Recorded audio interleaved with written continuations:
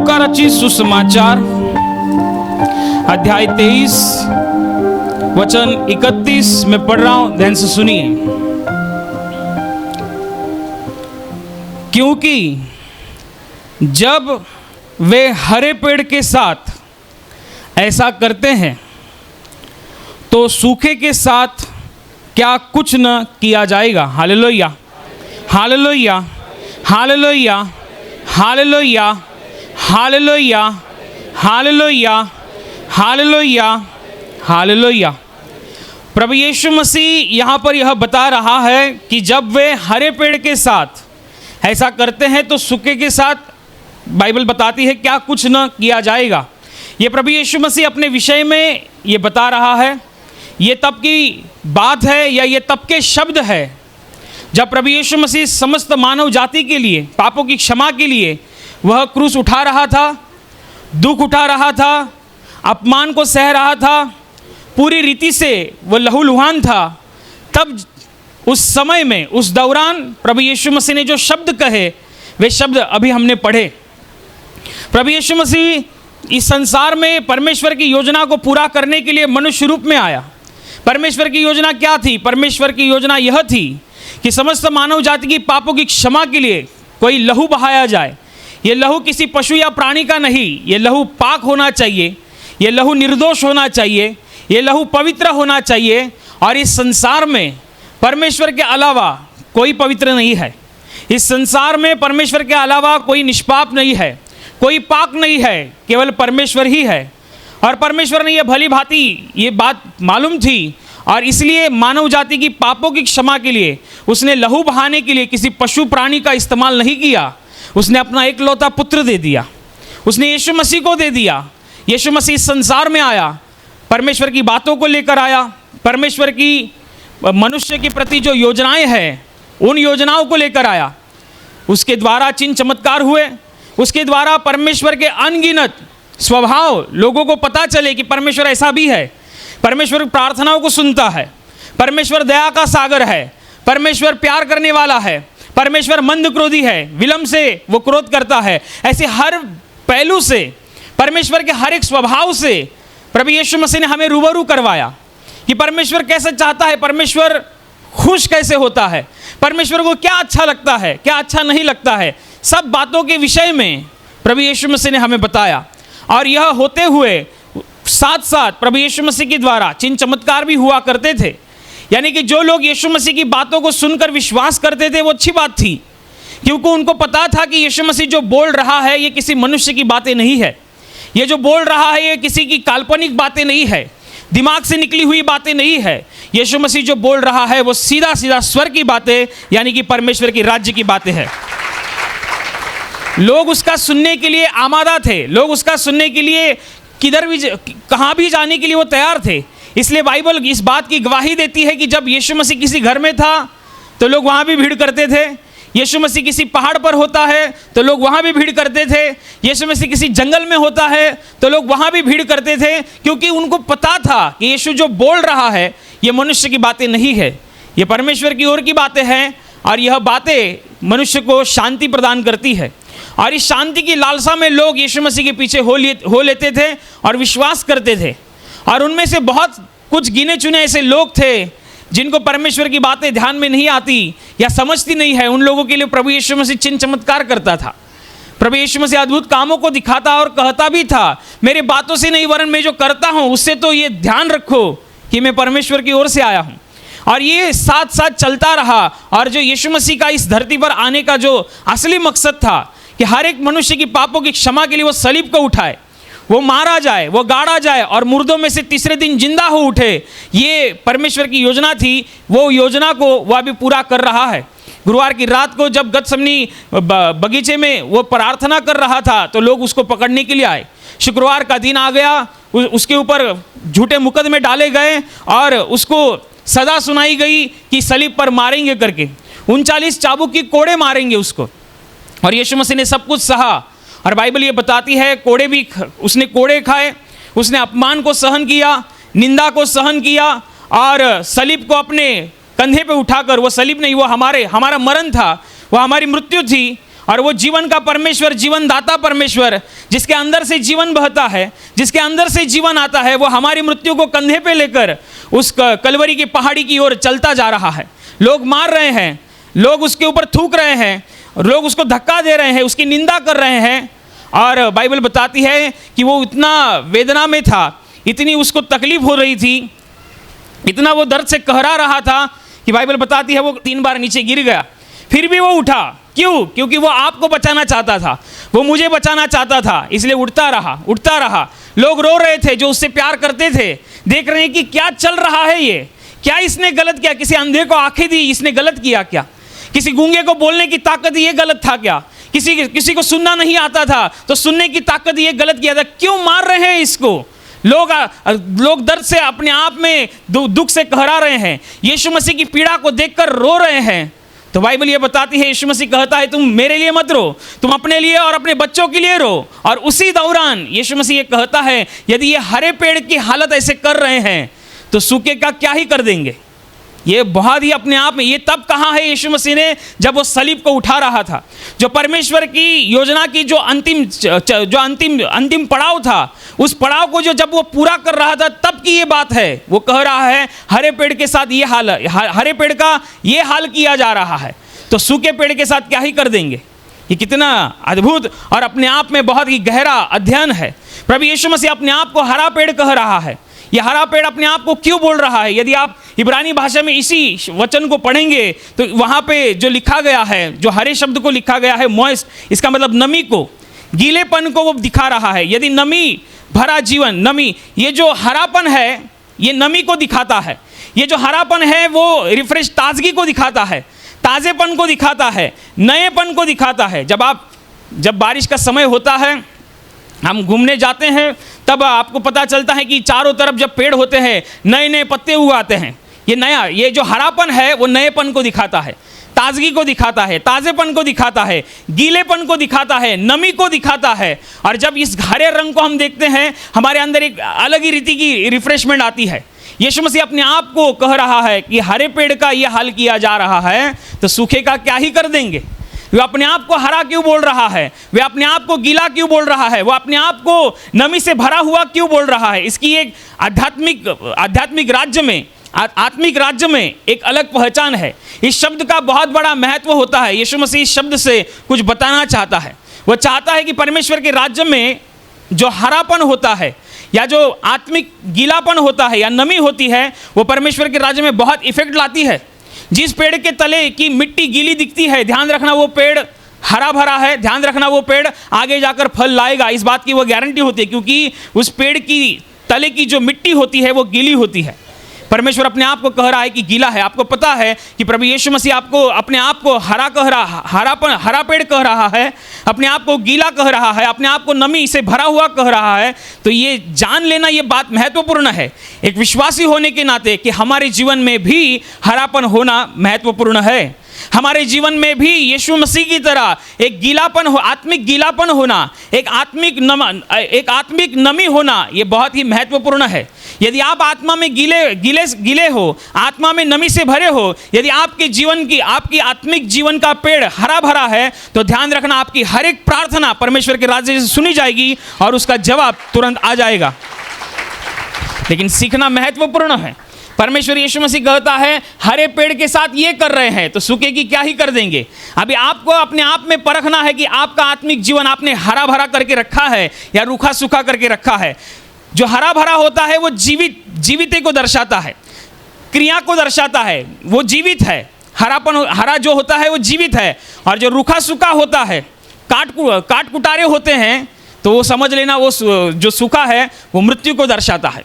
तो हमें उस रुके सूखे के समान नहीं, बल्कि हमारा जो पिता है, हमारा जो प्रभु है, हमारा जो दोस्त है, हमारे लिए जो इस धरती पर उद्धार करता आया, उसके समान हमें हरा होना है, उसके समान हमें आत्मिक गीला होना है। यीशु मसीह अपने आप को जब ये कह रहा था, तो ध्यान देना, यीशु मसीह अपने आप में आत्मिक रीति से और शारीरिक रीति से, दोनों ही तरफ से वो गीला था। ये सीखने वाली बात है यह है कि जब यीशु मसीह ने सलीब को उठाया था, तब यीशु मसीह की जो आयु थी, या जो उसका आयु का क्रम था, वो जब जवान था। 31, 32, 33 साल में उसने परमेश्वर के कार्य करने के लिए आरंभ किया। और वो जब जवान था, तरुणावस्था में था, तब उसने सलीब को उठाया था। यीशु मसीह मरना ये निश्चित था। यीशु मसीह के विषय में कितनी भविष्यद्वक्ताओं ने भविष्यवाणी दी थी कि इस संसार का उद्धार करता लोगों के लिए लहू बहाएगा करके। यीशु मसीह ने खुद ने ये कहा था कि मैं आऊँगा, मैं जीऊँगा, मैं मरूँगा, गाड़ा जाऊँगा और मरने के तीसरे दिन जिंदा हो उठूँगा। ये यीशु मसीह ने भविष्यवाणी की थी। तो ध्यान रखना, यीशु मसीह का इस पृथ्वी पर का जन्म ही इसलिए था ताकि वह हमारे लिए मर सके। ये संसार का एकमेव ऐसा व्यक्तिमत्व है जिसने इस संसार में जन्म इसलिए ही लिया ताकि उसको मरना है। उसको ये बात भली भांति पता थी। अगर यदि भविष्यद्वक्ताओं की किताबें ये कह रही है, भविष्यवाणियाँ ये कह रही है कि यीशु मसीह को मरना निश्चित है, यीशु मसीह को मानव जाति की पापों की क्षमा के लिए मृत्यु को सहना ये यदि निश्चित है, तो यीशु मसीह तरुणावस्था में क्यों मरा? यीशु मसीह बूढ़ा होके भी मर सकता था, यीशु मसीह बीमार होके भी मर सकता था, लेकिन यीशु मसीह ऐसा मरा नहीं। यीशु मसीह अपनी जो इंसान का जो जीवन काल होता है, उस जीवन काल में सबसे ज़्यादा ताकत या सबसे ज़्यादा जो उसकी ताकत होती है वो तरुणावस्था में होती है। जो वो यीशु मसीह जवान था, यीशु मसीह बूढ़ा होकर नहीं मरा। ध्यान रखना, यीशु मसीह को 39 चाबुक की मारे मारी गई, चाबुक मारा गया। तो जब चाबुक की मारी जाती थी तो यीशु मसीह के बदन से, शरीर से मांस बाहर आता था। तो ये इस बात को ध्यान रखेंगे आप कि यीशु मसीह यदि बूढ़ा होकर मार खाता था तो यीशु मसीह एक ही फटके में मृत्यु को सह सकता था, एक ही फटके में उसको मृत्यु आती थी। लेकिन यीशु मसीह ने ऐसा नहीं किया।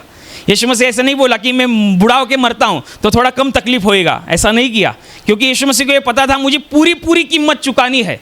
यीशु मसीह जब बाल्यावस्था में था, बालक के स्वरूप में था, तब यीशु मसीह ने मृत्यु को नहीं सहा, क्योंकि जब बाल्यावस्था में मृत्यु को सहते तो वो पूरी कीमत नहीं थी। यदि बूढ़ा होकर यदि मृत्यु को सहते, इसका मतलब वो पूरी कीमत नहीं थी। यदि बीमार होकर वो मरता तो पूरी कीमत नहीं थी। यीशु मसीह ने कौन सी कक्षा को चुना, कौन सी आयु को चुना? जब वो अपने आप में जवानी में था, तरुणावस्था में था, क्योंकि उसको पता था कि हर एक कोड़ा मुझे हर एक के लिए खाना है। जो इस धरती पे जन्म लिया है, तब जिसने जन्म लिया था जब यीशु मसीह था, तब जो लोग जन्मे थे, जो आगे जाके भी जन्मेंगे और आगे जाके भी जन्मेंगे, उस हर एक के पापों की क्षमा के लिए यीशु मसीह ने अपने ऊपर कोड़े खा लिए। इसलिए आज उसके कोड़ों पर विश्वास करके लोग पापों की क्षमा पाते हैं।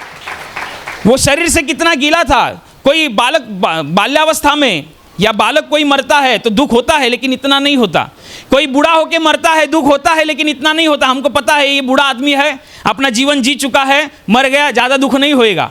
बालक अभी उसने ज़िंदगी नहीं देखी, दुख होगा लेकिन इतना नहीं होगा। लेकिन कोई जवान आदमी मरता है, हट्टा कट्टा आदमी मरता है, जिसने अभी दुनिया देखी ही नहीं, वो आदमी मरता है तो ज़्यादा दुख होता है। तो ज़्यादा दुख होता है, ये तो मुझसे कल मिला था, आज क्या सुन रहा हूँ, गया। ऐसा भी होता है, ज़्यादा दुख होता है, धक्का तब ज़्यादा लगता है। और यीशु मसीह ने अपनी जीवन की आयु की वह सीमा चुनी जो जहाँ पे वो हर एक की पापों की क्षमा के लिए वो कोड़े खा सकता था, वो सह सकता था। इसलिए उसने उस चीज़ को चुना। शरीर में वो कितना गीला था, शरीर में वो कितना हरापन से भरा था, उसने कुछ देखा नहीं। बाइबल ये बताती है कि जबकि यीशु मसीह गतसमनी बगीचे में था, तब वो प्रार्थना कर रहा था कि हे पिता, हो सके तो ये कटोरा मुझसे दूर कर, क्योंकि उसको पता है क्या कितना सहन करना है। वो इतना आत्मा में व्याकुल हो गया था कि उसका पसीना लहू के समान इस पृथ्वी पर गिरा। इतना वो आत्मा में व्याकुल था, क्योंकि उसको पता था आगे कैसा करने वाले हैं, मेरे साथ कैसा सुलूक करेंगे, मुझे कैसा मारेंगे। था तो वो शरीर में ही। यीशु मसीह ने मानव जाति की, मनुष्य की पापों की क्षमा देने के लिए यीशु मसीह ने मनुष्य रूप में ही इस पृथ्वी पर जन्म लिया। वो शरीर में पूरा मतलब ऐसा बीमार होके नहीं मरा, बूढ़ा होके नहीं मरा, बल्कि अपने जीवन काल में जो अच्छी आयु है उसको उसने चुना, ताकि वो हर एक कोड़ा सहे, ताकि वो हर एक अपमान को सहे, ताकि वो हर एक थप्पड़ को सहे। बूढ़े आदमी कोई होता है जो ज़्यादा उम्र दराज होते हैं। कभी कभी ऐसी घटना भी पड़ी है कि झगड़ा हो जाता है तो कोई ऊंची आवाज़ में बोल देता है तो अटैक आकर मर जाता है बूढ़ा आदमी। ऐसा भी है, कोई झगड़ा हो जाता है, मार देते हैं, धक्का लगता है, उसी में मर जाता है। तो यीशु मसीह ने बूढ़ेपन को नहीं चुना, यीशु मसीह ने अपने तरुणावस्था को चुना, ताकि हर एक कोड़ा खा सके, ताकि हर एक बदनामी को सह सके। उसने अपने आप में बहुत बड़ी कीमत हमारे लिए चुकाई। वो शरीर में भी इतना गीला था, हरापन उसका था, वैसे ही आत्मा में भी हरापन था। बाइबल बताती है वो तो प्यार का सागर है, वो दया का सागर है। सोचो, वो लोग उसको मार रहे हैं, उन लोगों में वो लोग भी शामिल थे जिन लोगों को यीशु मसीह ने खुद चंगा किया था। यदि आप बाइबल को अच्छी रीति से अध्ययन करेंगे तो आपको ये पता चलेगा कि जिन लोगों को उसने चंगा किया था उसमें से भी कुछ लोग वहां पे मारने के लिए थे। तो यीशु मसीह ने ऐसा नहीं कहा तू मार रहा है मुझे, मैंने तुझको चंगा किया, तू मार रहा है मुझे, बताता हूं, कुछ नहीं बोला। बाइबल में यहाँ तक भी लिखा गया है कि यीशु मसीह को जो लोग मार रहे थे वो सलीब पर लटकाया गया था, तो यीशु मसीह कह रहा है हे पिता इन्हें क्षमा कर। अपनी दया को उसने बरकरार रखा, अपनी आत्मा की जो मर्यादा है उसको उसने छोड़ा नहीं, उसकी प्यार की जो मर्यादा है उसने उसको छोड़ा नहीं, उसकी दया की जो मर्यादा है उसने उसको छोड़ा नहीं। ध्यान रखना, आपको एक धक्का लग जाता है, कोई गुस्से से देख लेता है, बेमतलब का देख लेता है, तो हमको ऐसा लगता है ये क्या देख रहा है, ये बार बार क्या देख रहा है, तो क्या भाई क्या हो गया, ऐसा बोल देते हैं सीधा, मतलब सादा देखते हैं तो इतना बोलते हैं। वो लोग मार रहे हैं, वो लोग मार रहे हैं जिनको यीशु मसीह ने चंगा किया था, जिनको चंगाई यीशु मसीह से मिली थी, वो भी उनमें शामिल थे। फिर भी यीशु मसीह ने अपनी आत्मा की मर्यादा को छोड़ा नहीं, अपनी जो आत्मिक पहलू है उसको उसने छोड़ा नहीं। क्यों? क्योंकि वो हरा था, हरा गीला, उसके अंदर एक आत्मिक गीलापन था, शारीरिकता में भी और आत्मिकता में भी, दोनों बैलेंस किया उसने। और इसलिए ही जब यीशु मसीह ने सलीब पर अपनी जान दी और कहा पूरा हुआ है, आज का इतिहास इस बात का गवाह है, जो कोई भी इंसान समस्त पृथ्वी पर भी कहां पर भी हो, यदि घुटना टेक कर ये कहे कि तेरी सलीब की सामर्थ मुझे चंगा करे, उसी घड़ी उसी क्षण सामर्थ आती है। क्योंकि यीशु मसीह ने आधी अधूरी कीमत नहीं चुकाई है, यीशु मसीह ने थोड़ी बहुत कीमत नहीं चुकाई है, पूरी कीमत चुकाई है, कोई रह ना सके। अभी आगे की पीढ़ी उसके लिए भी उसने सहा है, उसके आगे की पीढ़ी उसके लिए भी यीशु मसीह ने लहू बहाया है। हर एक व्यक्ति के लिए प्रभु यीशु मसीह ने लहू बहाया है, हर एक व्यक्ति के लिए प्रभु यीशु मसीह ने कोड़े खाए हैं, मृत्यु को सहा है। कैसे? जब वो आत्मिक था। इसलिए यीशु मसीह का जो मृत्यु था, ऐसे कितने लोग मरते हैं, कितने इस संसार में ऐसे कितने लोग हैं जिनको लोग चाहते हैं, जिनको लोग देखते हैं, आदर करते हैं, जिनका कुछ इतिहासों में नाम दर्ज है, ऐसे बहुत से बड़े बड़े लोग हैं, कितने सारे लोग मरते हैं, लेकिन हर एक की मृत्यु से पापों की क्षमा नहीं हो रही है। तो यीशु मसीह ने ऐसा क्या किया? यीशु मसीह ने यह किया कि वो स्वर्ग छोड़कर हमारे लिए पृथ्वी पर आया। वो परमेश्वर होकर भी, राजाओं का राजा और प्रभुओं का प्रभु होकर भी तुम्हारे और आपके और मेरे लिए इस धरती पर वो साधारण मनुष्य बनकर रहा। और बाइबल ये बताती है, और इस जीवन काल में, इस पाप भरे जीवन में जब वो आया, जब वो रह रहा था, तो उसने अपने आप को पवित्र रखा। वह हमारी तरह ही उसकी परीक्षाएं ली गई, हमारी तरह ही शैतान उसके जीवन में भी काम करना चाहता था, लेकिन सारी परीक्षाओं में वो अड़ा खड़ा रहा, सारी परीक्षाओं से वो बाहर आया, और सारी परीक्षाओं में होकर उसने अपने आप को पवित्र रखा। और इसी पवित्र लहू से, इसी पवित्र लहू को उसने सलीब पर बहाया, कोड़े खाते वक्त उसने बहाया, और उसने कुछ शब्द न बोला। और इसलिए ही जब वह क्रूस का महायज्ञ जब हुआ, तब उस पर विश्वास करने वाला हर एक इंसान पापों की क्षमा प्राप्त करता है। आज कितना आसान है यीशु मसीह पर विश्वास रख के चंगाई पाना, कितना आसान है, इसमें ज़्यादा कुछ नहीं है। जो कुछ भी करना था वो यीशु मसीह ने सलीब पर किया है, और पूरी रीति से किया है। कैसे? आत्मा में गीला रहकर, अपने शरीर में गीला रहकर उसने कोई मर्यादा नहीं तोड़ी, कोई नियमों का उल्लंघन नहीं किया। जो परमेश्वर को भाए, जो परमेश्वर को अच्छा लगे वो किया। जब हम परमेश्वर के राज्य में विश्वास की यात्रा में होते हैं, तब हमें भी यीशु मसीह की तरह आत्मिक गीला होना महत्वपूर्ण होता है। आत्मिक गीलापन ये ताजगी को दर्शाता है, आत्मिक गीलापन ये सक्रियता को, जिंदा दिली को, जिंदापन को दर्शाता है। लेकिन आज बहुत सारे लोग अपने आप को गीला नहीं रखते, आत्मिक गीला नहीं रखते। अभी आप यहाँ पर आप प्रार्थना के लिए आए हैं, कुछ लोग होंगे जो YouTube पर देख रहे हैं। अभी क्या हो रहा है? स्वर्ग से पानी आ रहा है, और आपके जीवन में वो उतर रहा है, आप गीले हो रहे हैं। आप यहाँ पर प्रार्थना करते दिखाई दे रहे हैं, आप यहाँ पर बाइबल पढ़ते दिखाई दे रहे हैं, आप यहाँ पर गाना गाते हुए दिखाई दे रहे हैं। ये क्या है? ये आत्मिक गीलापन है, ये आत्मिक हरापन है। सब अच्छा चल रहा है, कुछ प्रॉब्लम नहीं है। लेकिन अभी घर में जाके बाकी की जो 6 दिन है, जो शुक्रवार आने तक के 6 दिन है, तब जाके आप क्या करते हैं? क्या आप यही आत्मिक गीलेपन को बरकरार रखते हैं, या आप ऐसे ही रखते हैं? क्या एक पेड़, एक पौधा जिसको आज आप पानी डालेंगे और सीधा 6 दिन बाद पानी डालेंगे, तो क्या लगता है वो पेड़ जो है वो हरा भरा रहेगा? तो आप यहाँ पे केवल प्रार्थना करके दिखाई दे सकते हैं, बाकी के 6 दिन प्रार्थना का पता नहीं है। तो ध्यान रखना, आपने आपका आत्मिक पेड़ रूखे सूखे में करने के लिए डाल दिया है, ऐसा नहीं करना है।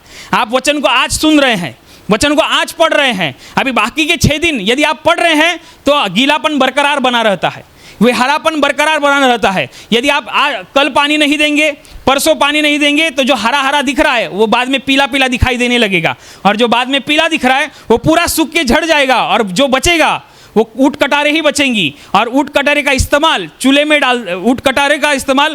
में डालने के लिए करते हैं। ध्यान रखना, इब्रानियों की किताब में ऐसे ही लिखा गया है कि जो भूमि अपने ऊपर बार बार पड़ने वाली वर्षा का पानी पीकर अपनी उपज करने वालों को ऊँट कटारे उगा के देती है, वो भूमि शापित होने की कगार पर है, उसका अंत जलाने में है। आप अपने आप को पूरी रीति से आत्मिक रीति से हरा रखना, आत्मिक रीति से गीला रखना, ये महत्वपूर्ण होता है। ये आत्मिक हरापन आता कहाँ से है, ये आत्मिक गीलापन आता कहाँ से है? लगातारी से प्रयत्न करते हैं, लगातारी से बने रहते हैं तो ये आत्मिकपन आता है। बाइबल में एक घटना लिखी गई है, ध्यान रखना, जितना आप आत्मा में गीले हैं उतने ही आपकी प्रार्थना की ताकत ज़्यादा होती है। एक साधारण रूखा सूखा आदमी, आत्मिक रूखा सूखा आदमी जो प्रार्थना करता है वो, और जो हरा भरा आदमी प्रार्थना करता है वो, उसमें जमीन आसमान का फर्क होता है। जो आत्मा में हरे भरे होते हैं, अपने जीवन को आत्मिक रीति से गीला बनाए हुए हैं, आत्मिक रीति से नमी में बरकरार रखे हुए हैं, इनकी प्रार्थना का कुछ अलग ही लेवल होता है, इनकी प्रार्थना का कुछ अलग ही वजन परमेश्वर के राज्य में होता है। कभी कभी इन लोगों को ऐसे भी अनुभव आते हैं, बिन प्रार्थना करे खाली मन में बोल देते हैं तो स्वर्ग के राज्य से हलचल होती है और गवाही बनती ही बनती है। ये होता कब है? ये ऐसे नहीं कि आज शुक्रवार है तो प्रार्थना में दिखे, बाकी के 6 दिन प्रार्थना नहीं किया। कौन देख रहा है? ब्रदर थोड़ी देखने को आएगा। यहाँ पे जो भाई बहन सेवा करते हैं वो थोड़ी घर में देखने को आएंगे, लेकिन हमको देखने का जरूरत ही नहीं है। जिसके सामने अभी आप बैठे हैं वो उसका कैमरा ऑन ड्यूटी 24 घंटा चालू रहता है। वो आप घर में क्या कर रहे हैं, रास्ते पे चलते वक्त क्या कर रहे हैं, सब कुछ देखता है। वो जब देखता है तब उसको आपका आत्मिक गीलापन, आपका आत्मिक नमी, आपका हरा भरापन दिखना चाहिए। बाइबल में लिखा गया है कि जब यीशु मसीह आराधनालय में उपदेश कर रहा था, लोग सुन रहे थे, उसी दौरान एक औरत वहाँ पर आती है। वो कुबड़ी औरत थी, 18 साल से उसको कुबड़ था, वो रोग से, उस विकार से वो पीड़ित थी।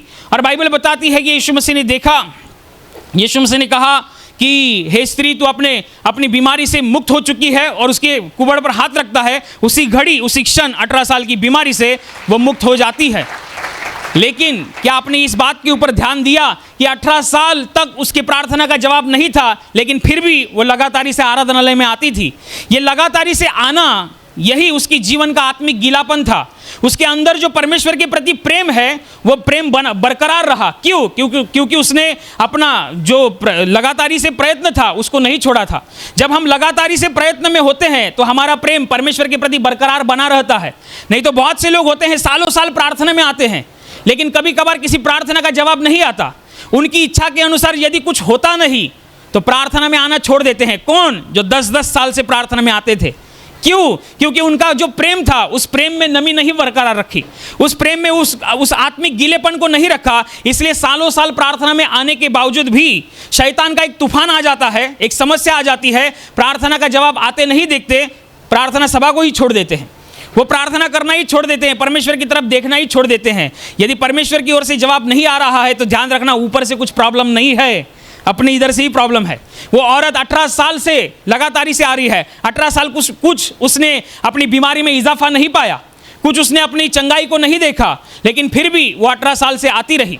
बाइबल में एक जगह ये भी लिखा गया है, यीशु मसीह ने दाखिला दिया। एक राजा जो अपने प्रजा के लोगों का ध्यान नहीं रखता था, लोगों से वो प्रेम नहीं रखता था, और ना ही वो परमेश्वर से डरता था। और उसके राज्य में एक औरत थी, विधवा औरत, जिसकी एक फरियाद थी। वो राजा के पास जाती थी, मेरी फरियाद लो। वो उसको कुछ पड़ा ही नहीं है, वो लोगों से प्रेम ही नहीं रखता था, और ना उसको परमेश्वर का भय था। वो आती थी, फरियाद देती थी, निकल जाती थी, फिर आती थी, फरियाद देती थी, फिर निकल जाती थी। ऐसा कितनी बार होता गया। एक बार ये राजा कंटाल गया, उसको लगा कि क्या ये है कि मनुष्य की मुझे कुछ पड़ी नहीं है, और ना मैं परमेश्वर से डरता हूँ, लेकिन फिर भी ये बार बार अगर एक बार इसका काम कर ही देता हूँ तो उसकी फरियाद ली जाती है, काम हो जाता है। तो यीशु मसीह कहता है कि देखो, एक राजा जो मनुष्य से प्रेम नहीं रखता और ना परमेश्वर से भय रखता है, फिर भी एक औरत लगातार आ रही है तो उसका काम कर दे रहा है, तो तुम जो प्रार्थना कर रहे हो, जो सबसे प्रेम रखता है और जो सबकी सुनता है, वो तुम्हारी क्यों ना सुनेगा। बाइबल में लिखा गया है लूका 18:7 में कि जो रात दिन परमेश्वर की दुहाई देते हैं, क्या उनका नहीं सुनेगा? क्या उनके लिए वो काम नहीं करेगा? करेगा, लेकिन रात दिन दुहाई देना ये महत्वपूर्ण है। रात दिन लगातारी में बने रहना ये महत्वपूर्ण है। रात दिन लगे रहना इस बात को दर्शाता है कि आपने अपने आत्मिक जीवन को गीला रखा है, और जिस पेड़ के तले गीलापन होता है वो पेड़ फूलता ही फूलता है, वो पेड़ फलता ही फलता है। लेकिन जिस पेड़ की नीचे की तले की मिट्टी रूखी सूखी पड़ी है, तो ध्यान रखना इसका कुछ होगा नहीं। जो हरा दिख रहा है वो कुछ दिन जाने के बाद पीला दिखेगा, और जो पीला दिख रहा है वो एक दिन झड़ जाएगा। लेकिन आपको कैसे रखना है? आपको आपके आत्मिक जीवन में नमी बनाए रखना है। ये नमी बनती कैसे है? लगातार प्रार्थना में आने से। ये नमी, ये आत्मिक गीलापन बनता कैसे है? लगातार परमेश्वर के साथ समय बिताने से। ऐसा नहीं है कि आज मुझको तकलीफ है इसके लिए 2-2 घंटा 4-4 घंटा प्रार्थना के लिए बैठ गया, और कल तकलीफ चली जाएगी तो जय यीशु को ही बोलेंगे, जय यीशु, बस जय यीशु इतना बोल के चले जाएंगे। लेकिन एक समय था जब तुमको तकलीफ थी तो 4 घंटा प्रार्थना के लिए बैठा था। एक समय था जब तुमको तकलीफ थी तो हफ्ते में 2-2 बार उपवास से। आज 2-2 महीना हो गया, एक भी उपवास प्रार्थना नहीं है। तो आत्मिक गीलापन रहेगा कहाँ से? जिस पेड़ की तले की मिट्टी यदि गीली नहीं है वो फूलेगा नहीं। वो पेड़ कितना ही अपने आप में बड़ा हो, जो आज हरा भरा दिख रहा है, आज आप कैसे हरे भरे हैं। आज मैं बोल रहा हूँ, आज जो गाने हुए, परमेश्वर की स्तुति हो गई और परमेश्वर की स्तुति आराधना भी हो गई, अभी वचन हो गया, आगे जाकर अब चंगाई की प्रार्थना होगी, फिर गवाहियाँ होगी। स्वर्ग से सब सेटिंग हो गया है। स्वर्ग से ही सब सेटिंग है कि आपके आत्मिक जीवन को पानी मिले, आपको आत्मिक जीवन को गीलापन मिले, नमी बरकरार रहे। ये आज का है, लेकिन कल का क्या? परसों का क्या? कल यदि आप घर में भी प्रार्थना करेंगे, आप यहाँ पे गुनगुनाते हुए दिखाई देते हैं, लेकिन घर में भी गुनगुनाना चाहिए। कई लोग ऐसे होते हैं खाना बनाते वक्त भी गुनगुनाते हैं, ये अच्छी बात है। यात्रा में होते हैं गुनगुनाते हैं, लोगों को लगता है क्या बड़बड़ा रहा है, लेकिन उनको मालूम नहीं हम जीवित परमेश्वर की हम दुहाई देते हैं, हम उसकी आराधना करते हैं। नमी को बरकरार रखो। यीशु मसीह ने पूरी आत्मिक नमी को, आत्मिक गीलेपन को बरकरार रखते हुए, अपने आप को हरा भरा रखते हुए उसने हमारे लिए कीमत को चुकाया। उसने अपना लहू बहाकर हमारे लिए मुक्ति का मोल दे दिया। इसलिए ही उसका लहू आज भी बोलता है, उसका लहू हमारे लिए आज भी उत्तम बातों को परमेश्वर के सामने रखता है। क्यों? क्योंकि उसने सब कुछ पूरी रीति से हमारे लिए आत्मिक गीलापन होकर, नमी में होकर, हरेपन में होकर उसने हमारे लिए किया। तो ये आपके ऊपर है, आप अपने जीवन को आत्मिक गीला कैसे रखेंगे। यदि आपको यहाँ से एक गमला और उसमें एक पौधा दिया जाए और आपको ये बताया जाए कि इसकी मिट्टी सूखनी नहीं चाहिए, जब आप वापस से शुक्रवार को आएंगे मिट्टी गीली दिखनी चाहिए, तो आप क्या करेंगे? केंद्र से बोला गया है बाबा 2-2 घंटे बाद जाके देखेंगे मिट्टी सूखनी नहीं चाहिए, पानी डाल दो, और 2 घंटे बाद जाके देखेंगे पानी डाल दो। तो ध्यान रखना, इतना आप उस गमले के लिए इतना करें। आपका जीवन जो एक परमेश्वर के राज्य में आत्मिक पौधा है, आपके पौधे को फल आना चाहिए। परमेश्वर ये कहता है कि तुमने मुझे नहीं चुना वरन मैंने तुम्हें चुना है ताकि तुम फल लाओ। परमेश्वर ये चाहता है कि हमारे जीवन को फल आए, लेकिन फल कैसे आएगा? यदि हरा भरापन बरकरार रहेगा तो ही फल आएगा। आपने कभी ऐसा देखा है क्या कि जो पेड़ हरा भरा होता है, बाद में वो पीला होता है, बाद में पत्ते झड़ जाते हैं और बाद में उसको फल आता है? ऐसा कोई पेड़ है क्या? ऐसा कोई पौधा है क्या? रहेगा तो मेरे को ला के देना। हाँ, लेकिन ऐसा नहीं है। परमेश्वर अपने कानूनों के हिसाब से जाता है, वो अपने नियमों के हिसाब से जाता है। वो उसका कुछ अलग लेवल है। परमेश्वर के राज्य से सब कुछ हमारे लिए अच्छा ही अच्छा है। परमेश्वर जो चाहता है वो सब कुछ अच्छा है, बल्कि हमको ये करना है कि हमें प्राप्त करने के लिए हमें कुछ कदम उठाने चाहिए। हम कुछ कदम उठाए तो वहाँ से कुछ होगा, अपने आप से कुछ नहीं होगा। बहुत सारे लोगों को ऐसे लगता है कि परमेश्वर को सब कुछ मालूम है, परमेश्वर सब कुछ जानता है, तो बिन बोले ही उसने कुछ करना चाहिए। लेकिन परमेश्वर, सही बात है, ऐसे भी होता है, लेकिन परमेश्वर चाहता है कि आप आलसी ना बनो। बाइबल में जिस उस स्त्री के विषय में लिखा है, 12 साल से लहू बहने की जिसको बीमारी थी, उस स्त्री के विषय में लिखा है कितनी उसकी परिस्थिति बेकार थी। 12 साल से उस बीमारी से पीड़ित, उसने सारा पैसा खर्च किया, समय खर्च किया, बीमारी से निजात नहीं पाई, बल्कि बीमारी और बढ़ गई। अभी उसने ये कहा, यीशु मसीह के विषय में उसने सुना कि यीशु मसीह चंगाई देता है, यीशु मसीह लोगों को चंगा करता है, अंधों को आंखें देता है, गूंगों को बोलने की ताकत देता है, तो बोलता है अरे बाप रे वो तो परमेश्वर है, इतना ही है तो परमेश्वर मेरे घर में आए, मेरे सामने से गुजरे तो मैं उसको बोलूँगी, वो मेरे लिए कर देगा। ऐसा वो बोलती ना तो उसका कुछ लिखा नहीं जाता, वो कब की मर भी जाती, उसका कुछ आता पता किसी को पता नहीं चलता। लेकिन उसने कुछ ऐसा किया जो उसके आत्मिक जीवन को हरा भरा करके रख दिया। उसने कुछ ऐसा किया कि परमेश्वर के अंदर से सामर्थ निकली। बाइबल बताती है वो खुद से चली गई सामर्थ के परमेश्वर के पास, जो सामर्थ से पूरा लोडेड है उसके पास वो खुद से चली गई। और बाइबल ये बताती है कि वो बहुत बड़ी भीड़ के बीच में था। उसने देखा कि लोग उसके छूने के लिए मतलब आमादा है, लोग पागल होते जा रहे हैं, और मैं यहाँ पे 12 साल से लहू की बीमारी के कारण मैं कमज़ोर हूँ, फिर भी मैं कैसे तैसे करके भीड़ में घुस जाऊँगी, उसके कपड़े को छू लूँगी तो मैं चंगी हो जाऊँगी।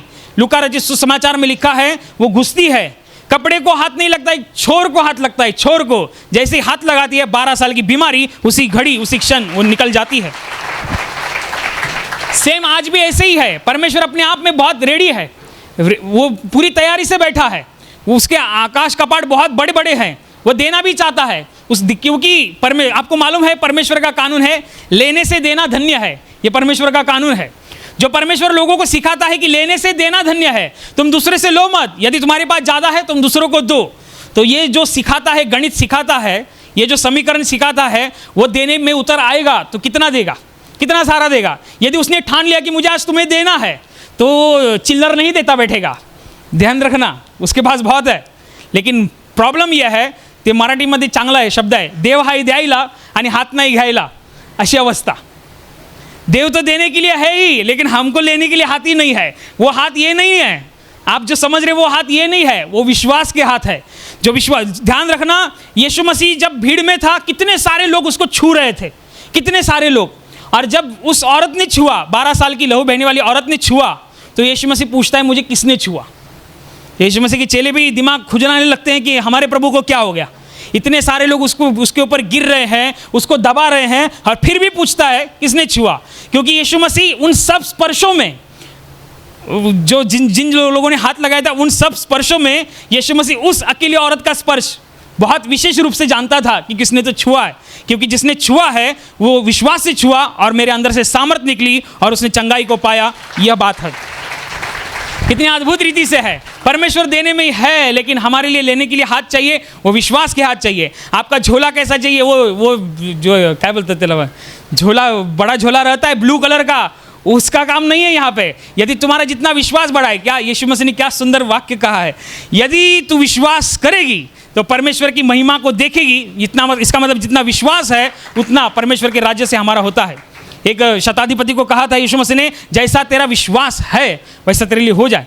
ये अपने आप में बहुत ही अद्भुत घटना है कि परमेश्वर की ओर से बहुत कुछ होता है, लेकिन यदि हमारे पास कुछ नहीं है तो प्रॉब्लम ऊपर से नहीं है, ध्यान रखना, प्रॉब्लम अपना ही है।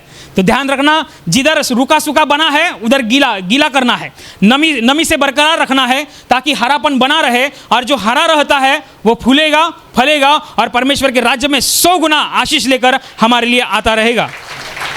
और इसीलिए परमेश्वर के राज्य से यह आत्मिक गीलापन, आत्मिक हरापन, आत्मिक नमी बरकरार रहे, इसलिए परमेश्वर के राज्य से पवित्र आत्मा के द्वारा हमें बुद्धि, सहायता, समझ मिले, प्रार्थना करेंगे। Hallelujah, hallelujah, hallelujah. आपका नाम बोलिए। सुशीला परशुराम राठौड़ा है। क्या तकलीफ थी आपको? तकलीफ था, पूरा ये 5-6 महीना से पूरा हाथ दर्द होता था, जो कांकलिस प्रार्थना में ये गांठ जैसा लग रहा था, इधर बहुत तकलीफ होता था मेरे को। जो कांकलिस प्रार्थना में ना पूरा हाथ, सिस्टर हाथ रख के प्रार्थना किया, पूरा मेरा पूरा एकदम खींचने लगा, पूरा पार्ट ये हाथ पूरा खींचने लगता, पूरा पैर भी खींचने लगा था, खींचने लगा, पूरा हाथ रख के प्रार्थना करके हो गया। जब मैं भी पूरा तरह से चंगाई होगा, परमेश्वर मेरा कुछ बहुत बड़ी चमत्कार किया, उसके बदले धन्यवाद देती हूँ। और कल से प्रार्थना, पवित्र आत्मा का प्रार्थना किया, तभी चंगाई का प्रार्थना में मैं इतना पूरा सर भारी हो रहा था, पैर भी इतना कांपने लग रहा था, इतना दर्द हो रहा था, इतना दर्द हो रहा था, मेरे को सन नहीं हो रहा था। तभी मैं प्रार्थना किया, प्रभु अभी मैं चंगाई कर, मैं अभी गवाही देगा, ऐसा करके मैं प्रार्थना किया। तुरंत एकदम प्रकाश के इतना उजाला हो गई, उसी तरफ से मैं चंगाई हो गए। प्रभु का कोटि कोटि धन्यवाद देती हूँ प्रभु यीशु। अभी आपको यहाँ सीने में दर्द नहीं होता है? नहीं दर्द हो रहा है, ये पूरा हाथ ये एकदम दर्द होता था। उसी दिन मैं गवाही देने वाला था, पर एक रात देख के ऐसा बोला तो मेरे को कुछ नहीं, अभी दर्द हो रहा है, पूरा एकदम भारी लग रहा था, इधर भारी लग रहा था। और 5-6 महीने से आपको ये दर्द था? 5-6 महीना से इतना गांठ जैसा लग रहा था, अभी कुछ नहीं दर्द हो रहा है। प्रभु यीशु मेरे को चंगा किया, उसके बदला धन्यवाद दे। अभी आपका पूरा शरीर भी हल्का लग रहा है आपको? फिर पूरा हल्का हल्का हो गया, एकदम चंगाई हो गई मैं यीशु।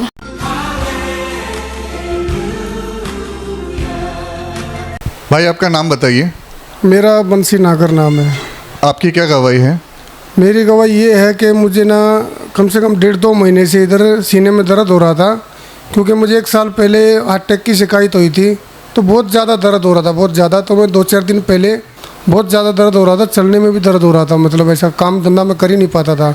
सुबह मैं काम पे जाता था ना, तो ऐसा पकड़ता था मैं, ऐसा करके दीवार पकड़ के खड़ा होता था, मतलब रोता था, प्रभु ऐसा क्या हो गया है, क्या हो गया, ऐसा दर्द जा नहीं रहा, ये काम भी नहीं कर पा रहा हूँ मैं। तो मैं इधर आया ना जब शिविर में, तो मेरे को दर्द था इधर, जब भी मैं आया दर्द में ही आया था। तो दर्द मेरे को कल रात को ना बहुत ज़्यादा हो गया था, बहुत ज़्यादा, इतना हो गया था कि मुझे मतलब ऐसा लग रहा था मुझे कौन संभालेगा, कोई मतलब घर वाले याद आने लग गए, मतलब वो रहते तो देख लेते, लेकिन मैं बोला परमेश्वर इधर तो तेरे सिवाय कोई नहीं है, सबकी तरफ देख रहा हूँ, सब सो रहे थे, खाली मैं अकेला इधर उधर घूम रहा था। रात के 2 बजे तक मेरे को तकलीफ़ हो रहा था। तो मैंने एक भाई को उठाया जो अपने से इधर ही है भी, तो उनको उठाया, मैंने बोला मेरे ऊपर प्रार्थना करो, मेरे को बहुत ज़्यादा दर्द हो रहा है इधर सीने में। तो उसने प्रार्थना भी किया, तो उसने बोला आप वचन का इस्तेमाल करो, प्रार्थना करो। मैं बोला ठीक है। तो मैं 2 बजे तक, 12 बजे से लेकर 2 बजे तक घुटने पे आया और प्रार्थना करता रहा मैं, और वचन बोलता रहा रो रो के, मैं परमेश्वर जो भी मेरे से पाप हुआ है, गलती हुई है, मुझे क्षमा कर दे, और तेरे सिवाय मेरा कोई नहीं है, तू ही हमें ठीक कर सकता है, बाकी मुझे कौन देखेगा, अभी इधर इतना तकलीफ़ हो रहा है मुझे। तो रात के 2 बजे तक मुझे इतना दर्द हो रहा था। फिर मेरा दर्द है ना एकदम अचानक में एकदम ऐसा हो गया नॉर्मल एकदम। फिर मैं लेट गया, लेटने से मुझे अच्छा लगा, फिर मैं सो गया 2 बजे के बाद। तो मतलब आप बता रहे हो 1.5 महीने सीने में इतना दर्द था कि आपको चलते वक्त भी दर्द हो रहा था, और कल रात को अचानक से बहुत ज़्यादा दर्द हो गया। तो एक भाई से आपने प्रार्थना भी की, लेकिन आप खुद रात को बैठ के पश्चाताप किया, प्रभु के पास क्षमा मांगते रहे, जिसके द्वारा प्रभु की दया होगी। अभी सीने में दर्द नहीं होता? नहीं, अभी दर्द नहीं होता। नहीं तो मैं घर पे काम पे जाता था ना सुबह, को इतना दर्द होता था, मैं बच्चे लोग को बोलता था मेरे को थोड़ा ध्यान रखना, ऐसा ना हो मैं मतलब काम पे गिर जाऊँ किधर, मेरे को दर्द ज़्यादा हो रहा है, मतलब इतना दर्द हो रहा है कि मतलब कोई, मतलब कम पढ़ा लिखा हूँ, लेकिन कोई पढ़ा लिखा रहता ना तो अभी तक तो एडमिट हो जाता जाके। लेकिन कल तुमने जब पश्चाताप किया उसके द्वारा अभी सीने में दर्द नहीं है ना? बिल्कुल नहीं, अभी तो ऐसा मन कर रहा है जैसे मैं कसरत मारूं, ऐसा दिल कर। मतलब अभी शरीर में इतना ताकत महसूस होता है कि आप कसरत कर सकते हो। प्रभु ने आपको पूरी तरह से चंगा किया है। हाँ, पूरी तरह से चंगा कर दिया प्रभु ने।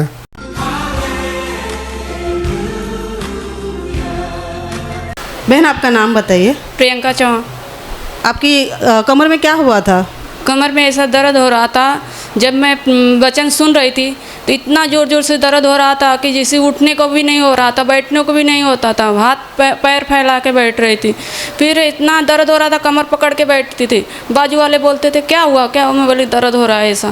फिर जब प्रार्थना हुआ पवित्र आत्मा का, उसी द्वारा मुझे चंगाई मिला और मुझे ऐसा लगा कि मैं एकदम ठीक हो गई हूँ। न तो उठ पा रही थी न बैठ पा रही थी, ऐसा दर्द हो रहा था। अभी मेरे को कुछ दर्द नहीं है, प्रभु के यीशु मसीह की कृपा से मैं अभी चंगी हो गई। आपको ये दर्द कब से था कमर का?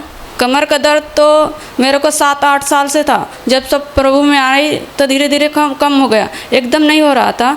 जब यहाँ सिविल रही, जब वचन ख़त्म हुआ, जब प्रेयर हुआ, प्रार्थना चालू हुआ, तभी मेरा कमर का दर्द ख़त्म हुआ।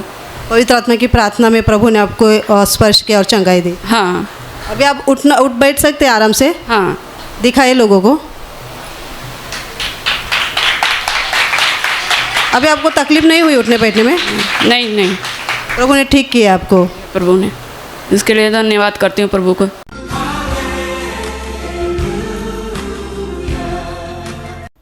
और अभी प्रार्थना करने का समय है। प्रभु यीशु मसीह ने कहा, यद्यपि तुम मेरे नाम से कुछ मांगोगे तो वह परमेश्वर की महिमा के लिए तुम्हें दिया जाएगा। हाँ, उसका वचन यही सत्य है। वह अपने वचनों को पूरा करना जानता है। वह अपने वचनों को पूरा करने की सामर्थ रखता है। इसलिए हम उसके वचनों पर और सामर्थ के ऊपर विश्वास रखते हुए विश्वास के द्वारा प्रार्थना करेंगे। आपके जिस हिस्से पर बीमारी है उस हिस्से पर हाथ रखिए, और वहाँ हाथ नहीं रख सकते तो अपने सीने पर हाथ रखिए। आपके जीवन में से और शरीर में से हर एक दुख, तकलीफ, बीमारी प्रभु यीशु मसीह के पवित्र नाम इसी क्षण नष्ट हो जाए। आपके जीवन के बंधन और श्राप प्रभु यीशु मसीह ने बहाए हुए पवित्र लहू के द्वारा इसी क्षण टूट जाए। आपके जीवन की समस्या और शैतान का भयावह अंधार प्रभु यीशु मसीह के दिव्य और पवित्र प्रकाश के द्वारा इसी क्षण नष्ट हो जाए। आप पर, आपके परिवार के ऊपर प्रभु यीशु मसीह के महान आशीष आए। आमीन।